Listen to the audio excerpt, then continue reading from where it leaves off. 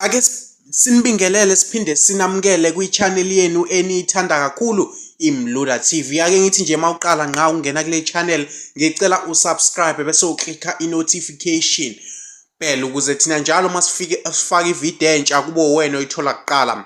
Uyazi ke nawe umlaleli ukuthi kule channel yethu sihle siniphathele indaba ezishisayo nezivutha amalangabi. Namhlanje ke siniphathele izindaba ezishisayo mayelana nomculo wenu wakamaskandi igcokama elisha enilithandayo. Siyazi ukuthi igcokama elisha linezimbangi eziningi ikakhulukazi kona la endimeni yamaskandi. Siyamazi uAli Mgube, siyamazi uKhuzani uMfokampungose. Kanti ke igcokama elisha seliveze isithombe lapho khona lishuthe khona namagidangoma. Amagidangoma afana noKhethi noMasipala. Siyamazi ke kakhulu uMasipala obeyigidangoma lika Ali Mgube.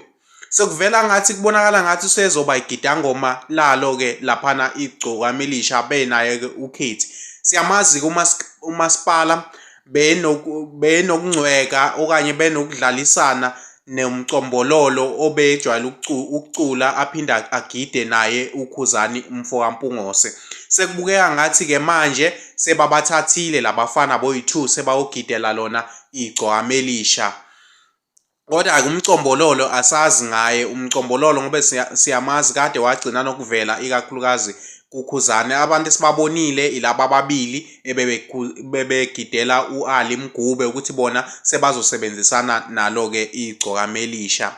Okusho ukuthi kukhomba ngokusobala lapho ukuthi igcokama elisha lizama ngayo yonke indlela ukukhombisa uAli Mgube ukuthi uyingane. Asazi ke lapho kanti ke igcokama elisha nalo lilungiselela ialbum yalo ezophuma khona maduze kulonyaka nje.